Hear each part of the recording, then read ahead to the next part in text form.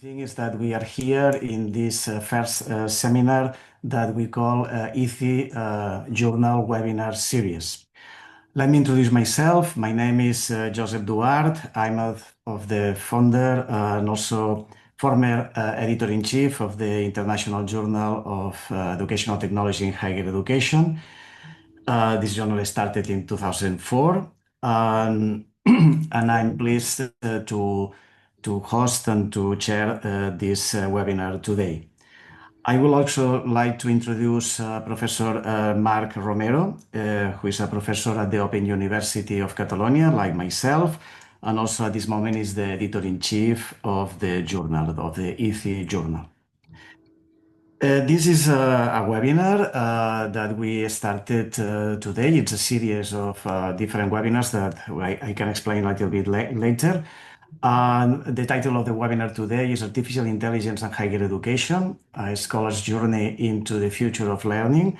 And we have the honor to have with us Professor and Dr. Helen Crompton from the Old Dominion University. I will introduce her later. Now I would like to share with you some information about the reason that we organize this kind of webinar series. This is organized by the ETHE Journal Consortium. This is a consortium of different leading universities around the world. For instance, in that case, it's the Open University of Catalonia in Barcelona, Spain, Dublin City University, Pontificia Universidad Católica de Valparaíso in Chile, and Guangzhou University in China, and the Center of Learning, Science and Technology in Hong Kong, and also the Wazan Open University in Malaysia. This is a consortium. The mission of this consortium is to work in order to provide an open access, scholarly excellence, and international cooperation. And the most important thing, ensuring the high quality research remains free and accessible to all. That means these institutions are supporting at this moment the journal in order to maintain the journal free and accessible for all of authors and readers. Which is the aim of this ETHE Journal Webinar Series that we are starting today. We would like to contribute to this movement of the open science, inviting authors who have been published in our journal to share with our community their main research. In that sense, we would like to be transparent, make this research accessible. This research, of course, is in the field of educational technology. That means it's related with digital innovation. That means everything related to artificial intelligence, virtual reality, or adaptive learning, or the most important topics on research topics nowadays. We would like also to support the early research career, empowering the next research generation. And we have the plan, for instance, that focus some of our webinars in order to help these young researchers. And also, one of the aims that we would like to work is to build this bridge between research and practice, not to find a way to pass the research to the practice, the research that we are doing. Not in that sense. Today we will have the webinar with Dr. Helen Crompton, but we can announce that the next webinars will be in June with Professor Dr. Jos Walter from the University Kaleidos Frankfurt Schule University in Switzerland. And in September, we will have September 7 with Dr. Melissa Bond from the University College in London, and that one will be this one that will be focused for the early research and young researchers. Okay, now it's the moment to introduce our speaker today. It's Dr. Helen Crompton from the Old Dominion University in the States, in America. She's an executive director of a research institute for digital innovation in learning. Dr. Crompton, he has a very important CV, no? And she has published over 250 papers on educational technology and is well recognized for her outstanding contributions. These contributions she published two in our journal, including a place on a Stanford list of the top 2% of scientists in the world. Dr. Crompton's expertise extends beyond academia to practice, as she frequently works with governments, bilateral and multilateral organizations such as United Nations and also World Bank. We have the opportunity today to have this discussion, dialogue, and presentation with her about artificial intelligence in higher education. She will start explaining a little bit her particular journey and research journey, and later she will focus on one of the articles that she published in the journal. But just to finish my short presentation, I would like also to invite all of you, all of the participants, to ask questions to Professor Crompton. You can do it using the chat in this Zoom webinar system. You can make your questions there, and of course, these questions will be answered by Professor Crompton at the end of her presentation. Thank you very much for attending today, and Professor Crompton, the floor is yours. Wonderful, thank you very much. And I'm just going to share my screen. And it's great to also see how many people and countries are represented in the chat. Thank you very much for being here. So, this, as explained there, I'm going to kind of explain my journey, and there's key parts in that you can see the transition of different technology areas and how we're kind of moving in certain directions. But I do want to note as well that this is going to be about one article in particular, and it's great to publish with this journal for the fact that I don't think they mentioned it as much in the introduction, but it is the top journal of education technology, so in higher education. So it's great to publish with them. So AI and higher education, a scholar's journey, my scholar's journey into the future of learning. So I'm going to cover again how I got here. And like I said, these all have reasons and connect to what's happening with education technologies. So I actually didn't start in higher ed. I started in what we call K-12 in the US. You probably recognize that my accent isn't US. I'm from the UK. And I had 13 years as a classroom teacher, teaching all subjects. And in fact, during that time, I did a lot of years working with children with severe behavioral problems. They had to be expelled from 3 schools before they got to my school. So these were extreme, that they felt that education wasn't for them. And technology was a hook. And that's how I also got hooked into technology. When the internet came out, yes, I was one of those that would see an advertisement on TV and it'd have a web address, and my husband and I would rush to the computer to look up the web address to see what was there. So 13 years in the UK, and I was also the ICT coordinator, information communication technology. So I helped, as well as being a full-time classroom teacher, I also helped all the rest of the teachers in the school, providing them training, checking what technologies would be good to have for all the different age ranges. Then I came over to the US, and I had 3 years teaching 5th grade, which was great, just in a different culture completely. And that was in Chapel Hill, North Carolina. And what was nice is they let me do a lot of exploring. And again, I found technology is of real interest. And then at Chapel Hill, I did my PhDs. I did a PhD in education technologies, because during that time in schools, it was kind of, okay, what is helpful to education?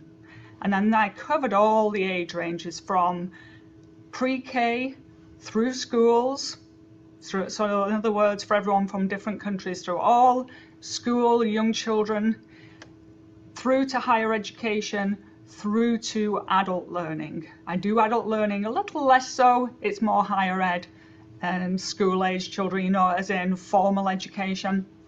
But I looked at technology and I wanted to find out what was working, what wasn't. So I did this, but to be sure I wasn't technocentric, I also doubled it up with mathematics education. So I focused on mathematics. And I chose mathematics because they're often the most hardened people against technology.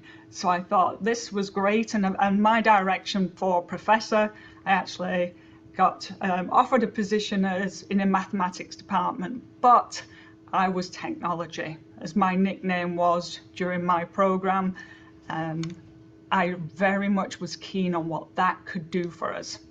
So what was interesting is I merged these together. I was very keen on, we have technologies, but many technologies sitting in a classroom at a computer like we're doing now, and it wasn't connecting to the real world. So for example, mathematics, I would have students looking at angles. That's a nice easy one, everyone recognizes, and we have like the right angle, always in a particular orientation. And I actually did a study and I did it the other way. And I said, what's that? And students said, oh, it's a left angle. People were not connecting, students were not connecting what they're learning to the real world. So I got really interested in mobile devices. And my PhD was on context-aware ubiquitous learning, which going back a while ago, like Pokemon Go was kind of crazy at the same time, but good for the fact that students, instead of just looking at the phone, they were also looking at the phone and looking at the surroundings, looking at the context, and context also being the discipline that they were studying. And so I was really interested in that. So we looked at angles and different mathematical concepts by using mobile devices while also connecting to the real world. So I took a job as a professor of instructional technology at Old Dominion University, that's in Norfolk, Virginia. And my focus was on mobile learning, but like I said, even before I finished my PhD, I did a lot of studies on mobile learning, and it was an exciting time. It was just as the iPod Touch came out, which was 2007, and I was very, very local to a school, which was one of the first schools in the world to go one-to-one devices with the students. Again, we didn't have the bigger iPads and things, that was 2010, but we had these smaller devices, and I did lots of studies, and it was kind of, it's a shame that there's not a larger screen so they can explore further. But all those were really interesting. I looked at empowering women and girls in sub-Saharan Africa. I see a lot of people in the chat from Cape Town, South Africa. I was just there like 2 weeks ago. Cape Town, Pretoria, Johannesburg. And it's so interesting what you can do with these devices. These that I focused on a lot from my studies were in very rural areas, and it looked at like women using the basic phones, the non-smartphones, and how they could get information on what their crops were worth. So when they went out to sell their crops, they could be able to argue saying, okay, my crop is worth this much. I know it is, so please pay me that amount. So I covered all sorts of things. I found mobile learning very interesting. I worked in, I saw someone from Greece here. I worked in Lesbos. The Greek government asked me to go there to look at mobile devices in refugee camps and how they can be used to continue learning. Because as we all probably realize that when people leave their homes, the one thing that they take is not particularly clothes and things, it's their mobile device, because that's the connection to their family, to their friends, to everybody. That's like their device. So a lot of people had devices, so we looked at how learning for young children could continue on. And the United Nations actually listed me as one of 9 experts in the world on mobile learning. It was an interesting time because it was very disruptive. So this is thinking now, like, think about AI, very disruptive. Mobile learning was extremely disruptive. When I wanted to initially study this, my professor at the university said, it is just a fad, it is going to go away. But I said, I don't believe so. I want to focus on mobile learning. So I did, and it carried on. But then I noticed mobile devices had these programs that were getting so much better. If we think about Google Translate, when I was in schools, I used to use Google Translate. I was very pleased with myself. I'd do letters to the parents, and someone would look and say, oh, you cannot use that. And it wasn't accurate, and it wasn't saying what I wanted. But then artificial intelligence went into Google Translate and completely changed it to a really brilliant tool that helped me in my work. So I was interested in, still in the mobile devices, but the AI, I became extra interested in what you could do with these. So I focused then on mobile learning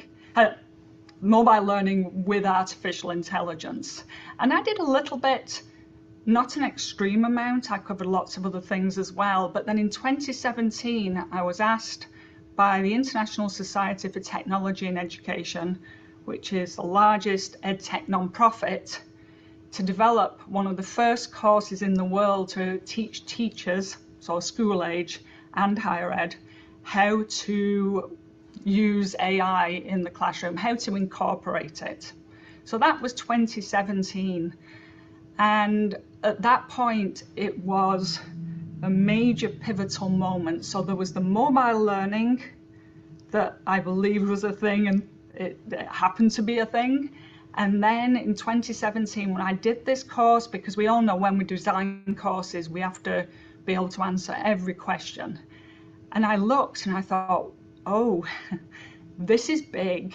This is absolutely huge. AI is going to have massive transformations on education in the future. So in 2017, after designing that course, my work changed and all my research changed to artificial intelligence. My colleagues said, that's something that computer scientists do. It's not something that education technology people do that focus on the use of technology in education. It's just computer scientists. And I said, no, I don't believe so.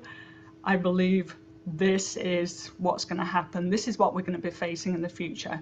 So like I said, I changed my research then at that point. And it went a little bit further as well, as you can see here. So I had the foundations in the classroom. That was crucial. I also, from those foundations in the classroom, got a great understanding of what it means to teach, the art of pedagogy, or adult learning, the art of andragogy. Because in higher education, we're often experts in our field, but we are not taught to teach. So it was excellent having that experience. 2017, I designed that course. 2019, I was asked to develop an AI framework for UNESCO. And so this is where we were at that place. They only asked me to do it, one person. That's how important everybody saw it. And I was saying, oh, this is kind of a big thing. And they brought in another person to work with me as well, Wayne Holmes. So there was 2 of us, and it was a connection with Ericsson, and we developed one of UNESCO's, the United Nations, first AI education framework. And since then, I've obviously worked on the recent ones as well with them. But then I went through the ranks to full professor, and I also was asked to lead a research institute.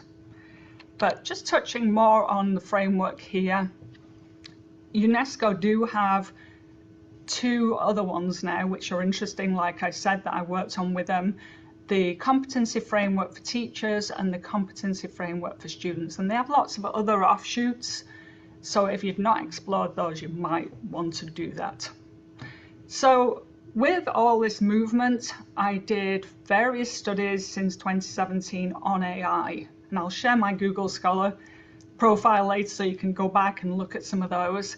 But the big one for me, which we're presenting on today, was a systematic review.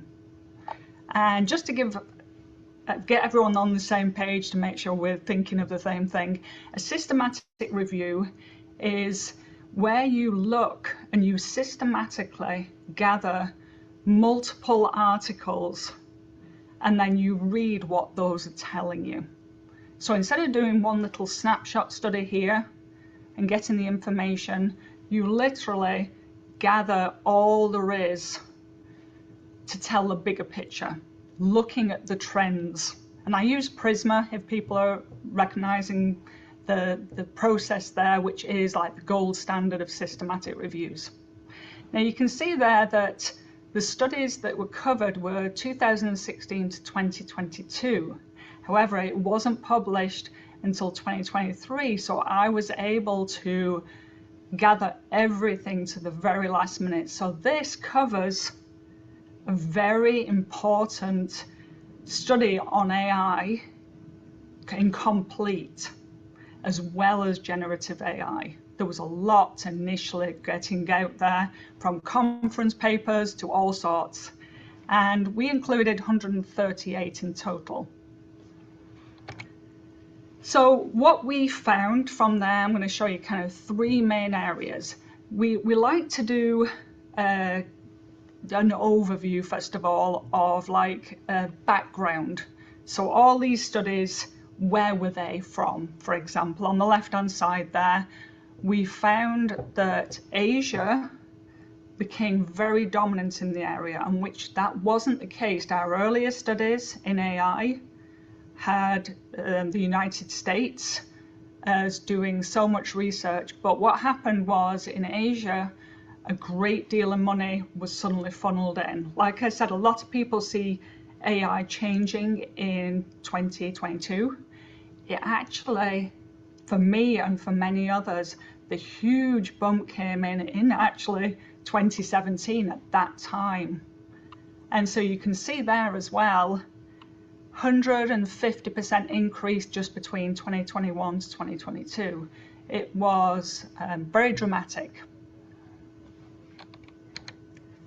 Then again, these are like the contextual things. We found from the disciplines, education was focusing more on AI, and it was interesting. And don't forget, AI for education. So this is focusing on not teaching people about AI, but how it is used to educate in higher education. And education as a whole, like preparing teachers, they actually used it more than computer science. After that, engineering used it 11% and business 7%. And undergraduates were the largest population that came out of here. And to be honest, that's a typical find for the fact that undergraduates are a really accessible population when you're doing research in higher education, because there's a lot of them, and so that's often appears. And we also found language learning. This is an interesting one, and yet it makes complete sense. Language learning was the top usage. And if you think large language models, it focuses perfectly on language. And so there's many uses there. The second one, very close second, was in writing. So in writing in your own language. So there was a lot of connections, and that was often to do with Grammarly, the use of that tool. But those two were way above all of the other disciplines. So you'll see later on I actually did a language study. I found it very interesting in how exactly it was being used. And you can see there, students were the priority, then instructors use, and then managers, which is interesting because you'll see in the next slide the main findings about how artificial intelligence was used and what was used. And yet managers could have been a large area. So now before I go on, just to make sure I'm not talking to myself and the fact that I like to get people kind of chatting, the next slide will show how artificial intelligence was used in education, what it was used for. Can anyone guess what we found? Can anyone guess any topics? Please feel free to put in the chat window. So what type of things do you think AI was used for? I'm going to give, oh great, global warming writing, yeah, assessment, okay. So we always have ideas of what we think it's going to be. This is great. And what we think it's going to be, but let's see what it is. Okay, these are wonderful. Thank you for putting some in. So here, yeah, mock test creation, language, learning languages.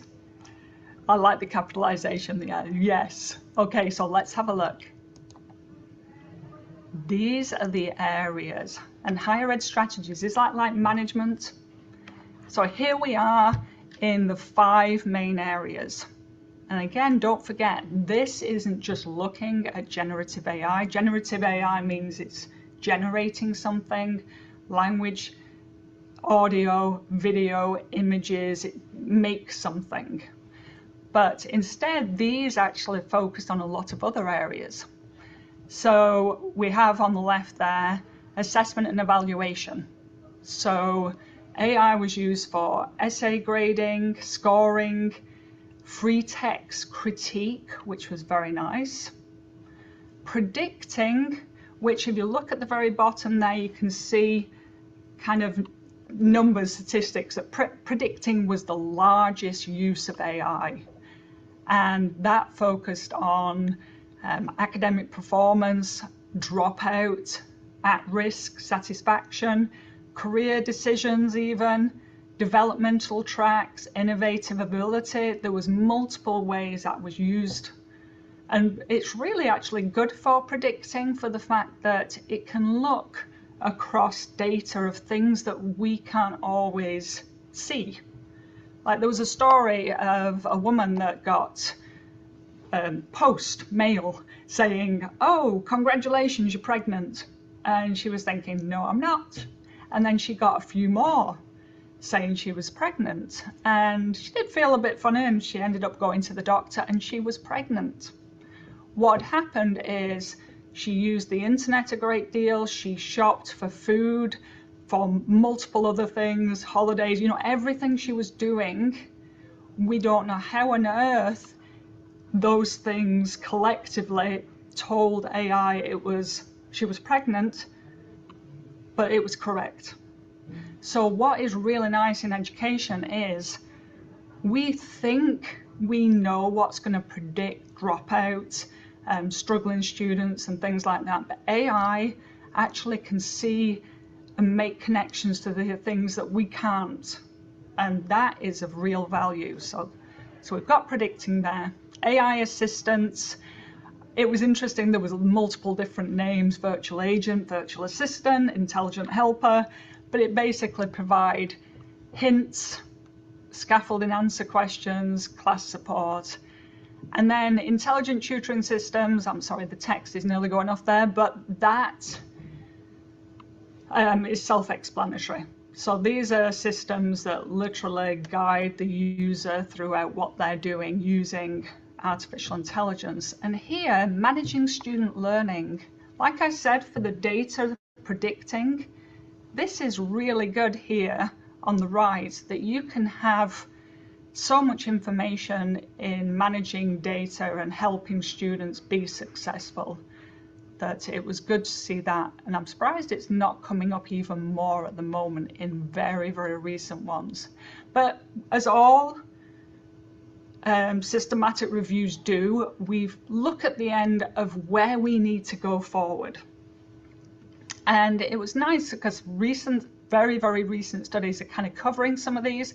The one thing I would say it's not covering or enough is transforming that potential of what we can do in education. We're still often focusing on policing, cheating and things like that, rather than thinking, okay, I've got to teach this. What way could I do it that would be the best as possible for student learning? So since that article, that major article there, it's been published, it's been cited, since that about, let's have a look, 2,700 times, which is kind of exciting. But there's been other studies since, and I'm just going to really quick highlight those. You can see there, and the link there takes you to the Google Scholar, so you can have a quick look. But I'm just going to highlight some of those really quick. So there are multiple opportunities. I call these affordances. What do they afford to us? What are the benefits? And we can see some of the obvious there that you could also see in that study. Tutoring and intelligent support, content creation. Oh, I've got feedback. Data-driven insights and analytics, assessment and feedback, and things like that. So these are exciting opportunities, and those studies cover what those are, as well as challenges of artificial intelligence.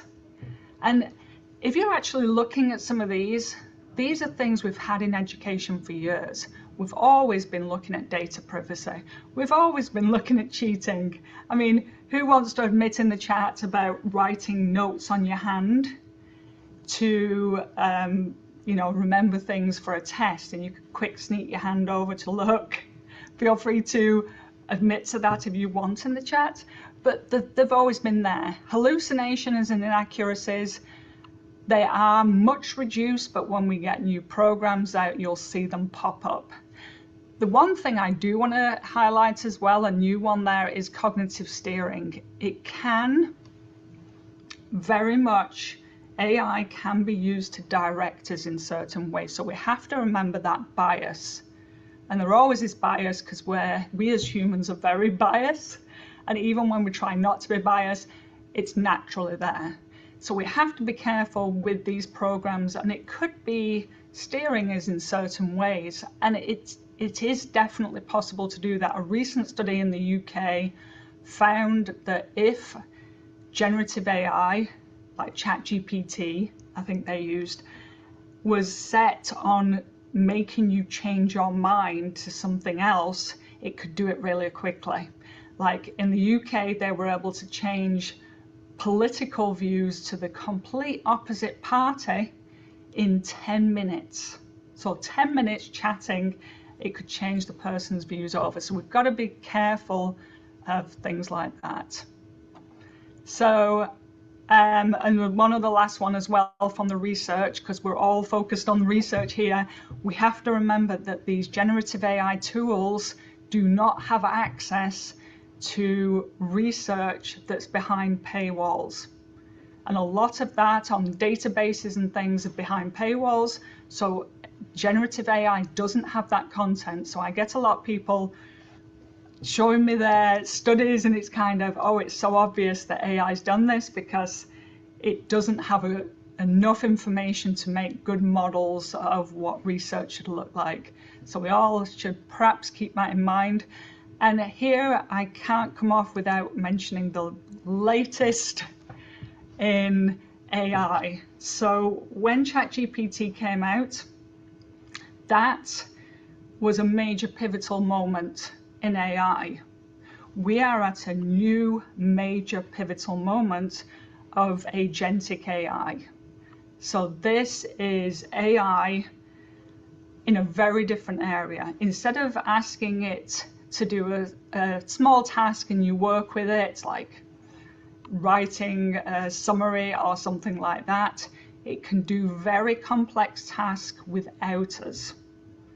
So we can ask it to do all sorts, like even, okay, here's access to my email. I want you to respond to my emails as if you were me while I sleep overnight, or for the next week while I go on holiday.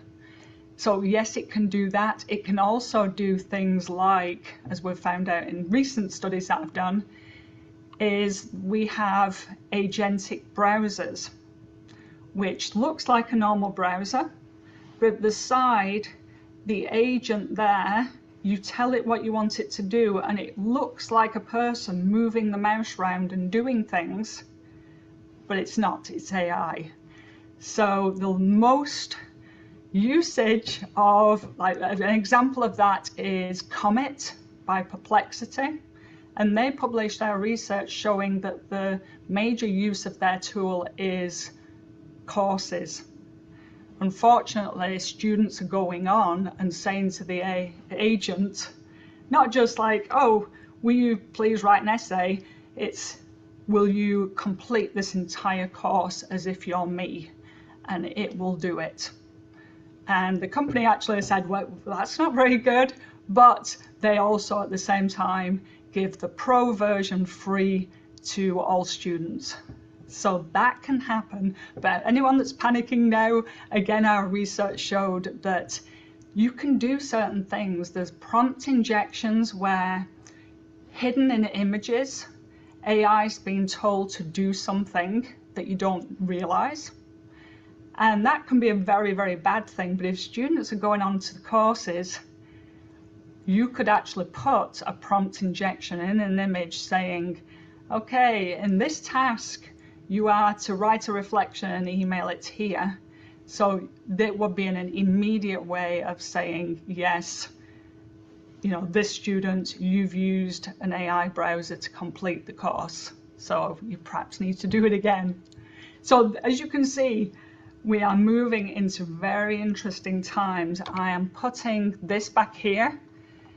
You can see the top publication, The Devil in the Details, AI Agent Ghost Students, and there's all sorts of other ones. This was due a selection, but you can see a language learning there, which is somewhere there, second from the bottom, which was very interesting. Again, another really highly cited one. But my QR code's there if you want to explore some more.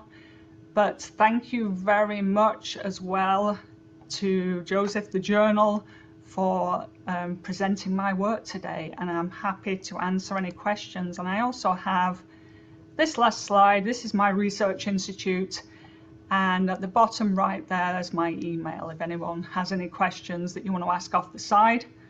But I will hand over for questions. Okay, perfect. Thank you so much, Professor Crompton, for your interesting and engaging presentation. So I will try. There are some very interesting questions, so I will get it to you just to give you the opportunity to answer them. So the first one is from Carolina Posier that asks you, how do you identify articles about the assessment of the oral competence chatbot task and the fact that Gen AI transforms data into text transcription? And could you possibly copy and paste that into the chat just so I get it again? Yeah, so the idea is, if you have identified some articles about the assessment of the oral competence, the use of Gen AI to transcript text, oral text, to transcript oral messages in text. Oh, okay. So if I'm getting that right, it's the use of AI tools, transcription tools. Exactly. Yes, okay. Well, I have a great answer for that. I haven't done the research, but from great use of looking at Otter AI, the Zoom version, there is one that's come out top. Again, I spend about an hour every day researching, doing my own professional development to learn what's what. And my very favorite AI tool is Whisperflow. And that, apparently in other people's research as well, and from my experience, is extremely accurate. And I'll put it in the text here. Flow. Whisperflow. So it's not spelt the normal way. But Whisperflow, unfortunately, I like to give everything for free, but that you have to pay for. But to me, it's worth it. The time it saves is wonderful. And like I said, it's very accurate.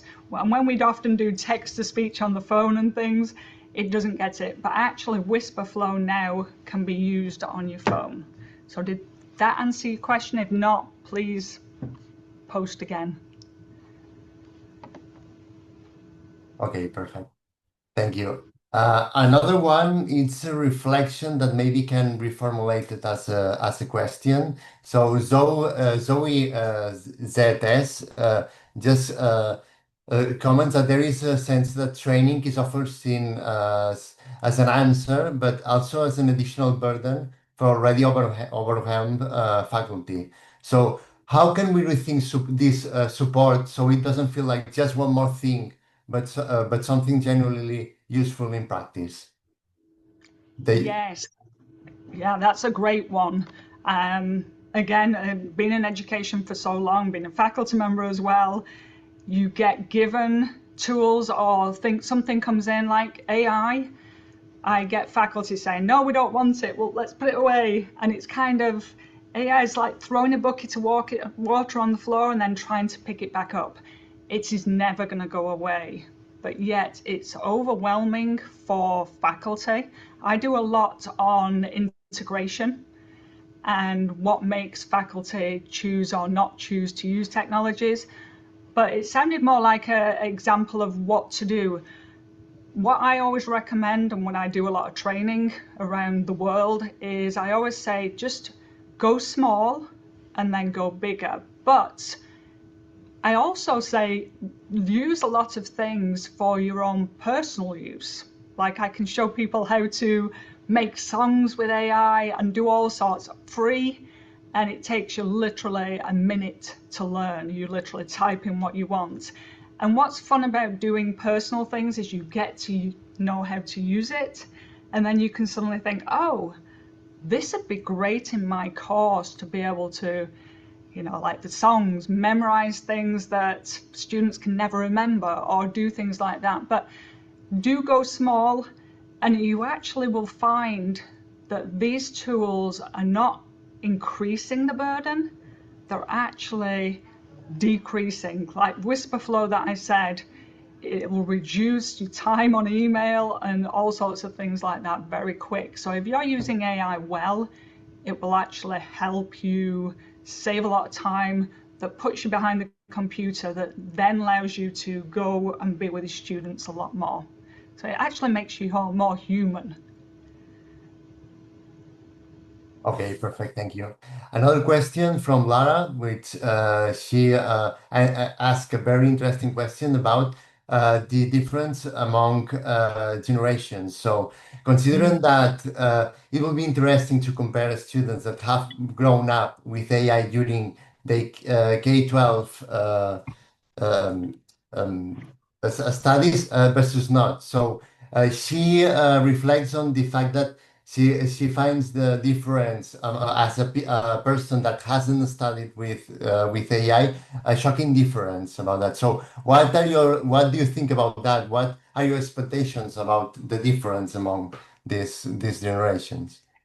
So I have a lot of opinions and a lot of experience and research on this. So we are at a really difficult time in humanity, literally a extremely difficult time. AI is a fantastic tool when used properly, but we also have students that are offloading all their cognitive efforts, all their critical thinking onto these tools. So AI, I don't worry about, it's humans I worry about, and students are very stressed as well as faculty. This is just the same, students and faculty. You'll see all sorts of publications try and go out that clearly have not been written by the professor. So we have to guide people especially our students, into correct use, and also tell them why they need to know these things, that when you get into this position, this job, you're going to need to know. And the best uses of AI are from people that have the background knowledge. And in education, we're actually fighting between what we want them to do in education and what they will do in their jobs. For jobs, they want fast, streamlined. They don't care about the use of AI. If it can cut off time, they want it used. But in education, we need them to grasp the facts of what they need to know. Otherwise, they're going to be in the jobs going, yeah, that looks great. Yeah, heart surgeon. Yeah, this looks good. ChatGPT said it was good, so we should run with it. But you can see the juxtaposition from we need students to understand to then be successful in the jobs. But in the jobs, it's kind of you do what you need to do to get the job done. So we need to teach students the right way and why it's important, but it's quite shocking, yes. And I will also add one more thing. The idea often is that students, young students, are fine, they can use AI and it's no problem. That is absolutely not true. They're often as scared of using these tools as adults. Just the same position, we've seen it where they'll often be saying, well, no, I don't want to use it because of the environmental impact. I've actually dug into some of this and found out it's not that, it's fear of using it, and that was being used as an excuse. It's a very important one, but they were clutching onto things that we should not think that it's just adult, older people that are able to use AI, not use AI, and younger people can. That's kind of a myth. And sorry, there was a lot of things there because that has so many loaded in different directions. Okay, so that drives me to another question that is related to what you just explained. Just Arwa is asking, considering your journey, do you think that the real challenge with AI in education is technological, or is more about how it reshapes a student's relationship with knowledge and thinking? Regarding your previous question, I guess it's the second one, but can you explain it a little bit? Yeah, so I'm trying to find it as well. For knowledge and thinking, is it for Yeah. your journey? Do you think the real challenge of AI is technology? Okay. So yes, again, it's making students make the right choice, and everybody else. We do not want to offload thinking. We want to work in partnership with these tools. So AI literacy schools are crucial in explaining to students and everybody how we should be using these tools. So it's a massive challenge, like I said, because it makes it easier. And the students are often struggling because they don't know the borderline between cheating and working well with AI. So this also goes back to institutions having policies and guidelines to help them understand where it can be used and where it shouldn't. But there's a term called cognitive debt, or even skill debt. And it comes from technology, a computer science term called technological debt. It's where they create programs and they're great short term, but then know there's going to be problems later. Cognitive debt, it seems great to use these tools to quick get something done, but in the long term, they're going to have that debt in that they don't know what they're doing. So we have to, and I just want to emphasize it again, we're in a crucial place in the history of humanity that we need to be guiding people to good use, because otherwise our future, we could be going to doctors, lawyers, whoever, and they don't know what they're doing because they used AI to help them get their exams. So that sounds very dramatic, but it's very clearly what we could face in the future. And I see lots of questions. Perfect. Yeah. Another one is about how do AI tools can help in fostering leadership skills among students, and if these tools support collaboration among them, or it makes feel more isolated. We're finding the tools actually are helping them collaborate more.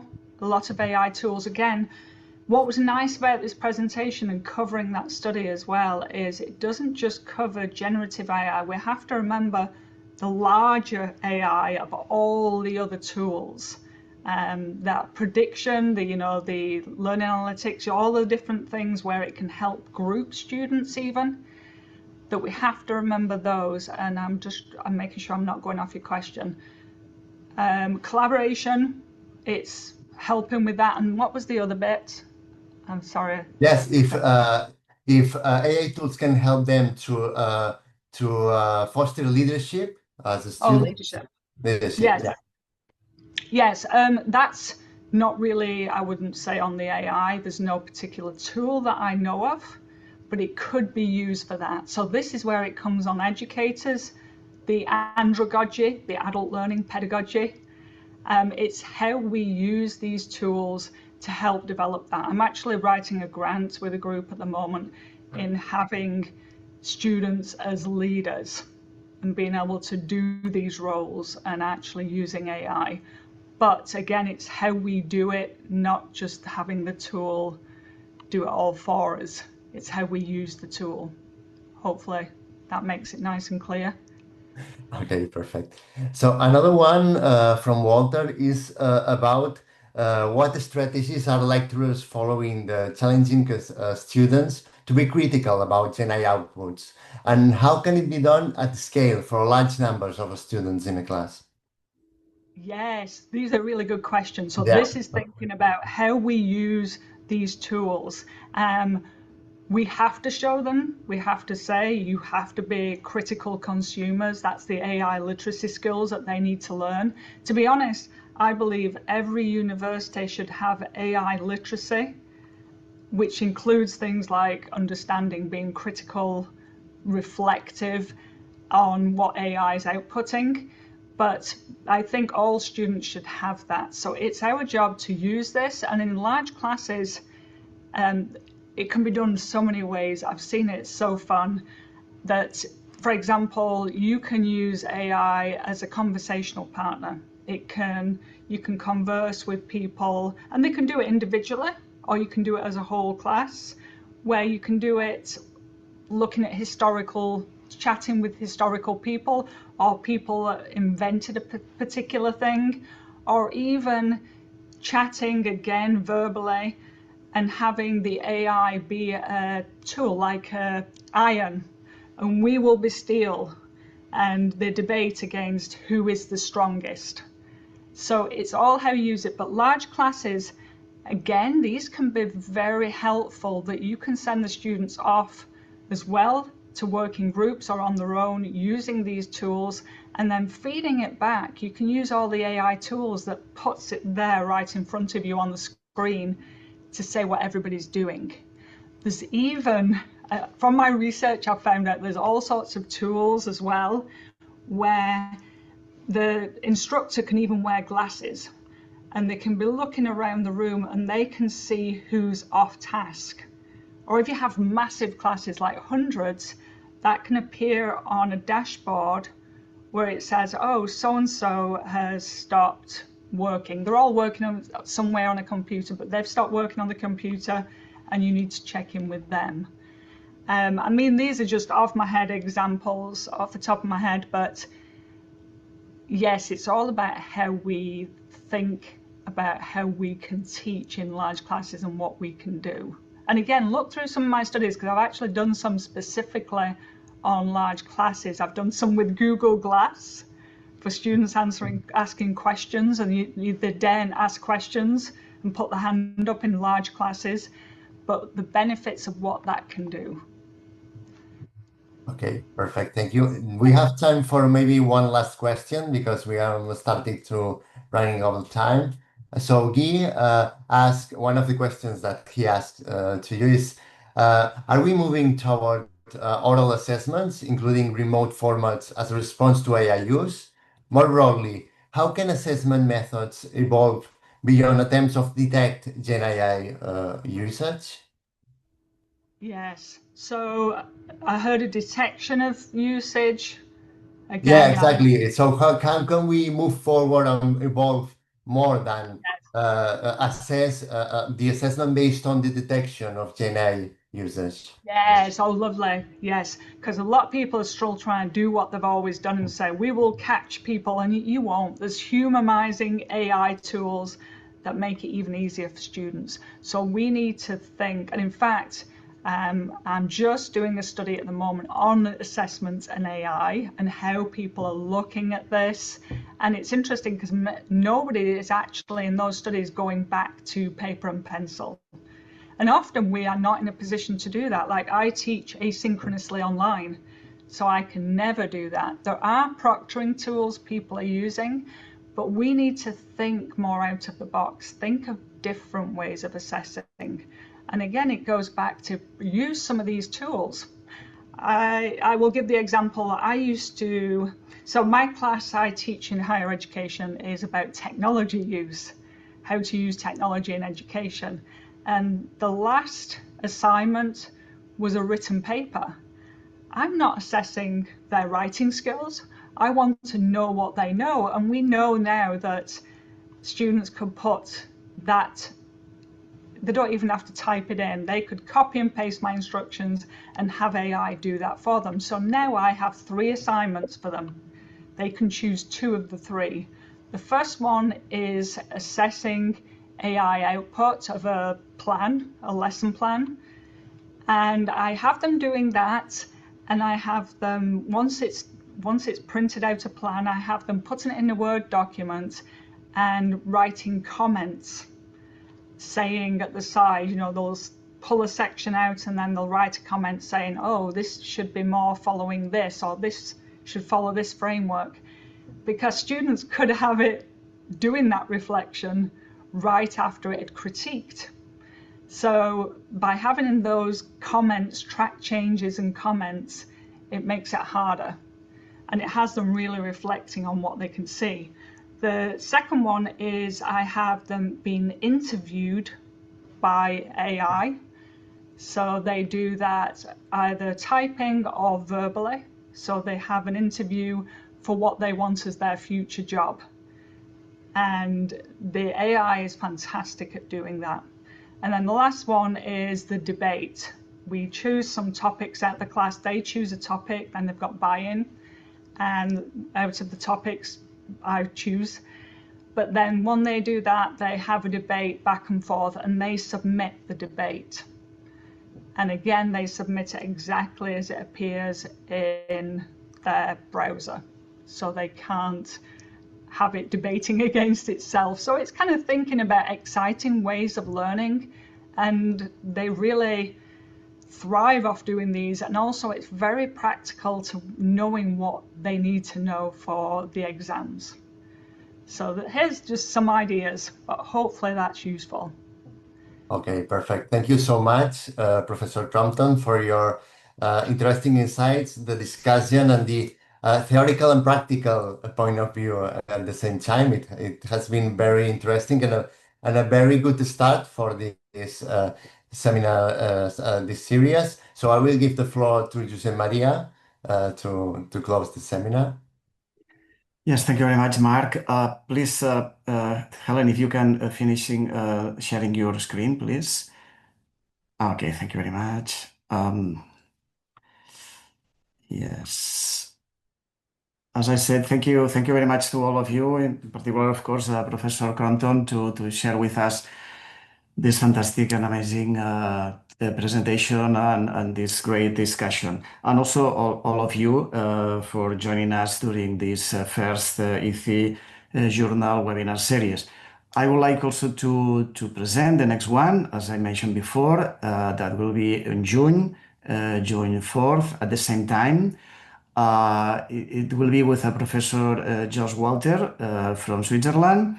Of course, we will disseminate this activity and we will send to you information to register and to receive the link to access to the webinar. But if you would like to also continue following the activities that we are doing from the journal, International Journal of Educational Technology in Higher Education, and also the other activities that the universities who is forming this consortium, please follow the web page. You have here the web page. It's etheconsortium.com, and you will see there different activities that we are preparing and doing for all of us. Thank you very much for attending today, and see you soon in the next webinar. Bye.